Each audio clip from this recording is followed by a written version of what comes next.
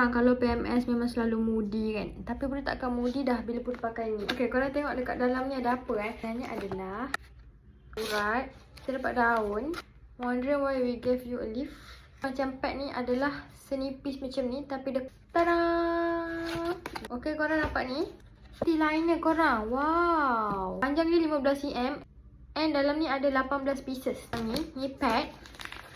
Wow. Yang ni korang ni pun suka.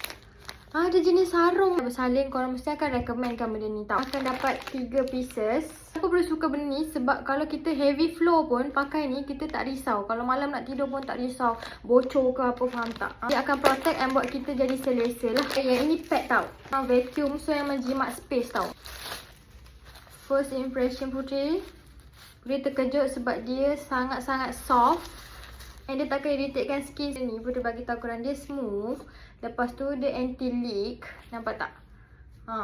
Lepas tu dia stretchable. Sebab perut orang yang bersalin ni dia besar lagi tau. Sangat-sangat stretchable. Dalam dia kalau korang dapat rasa memang sangat-sangat smooth korang, betul.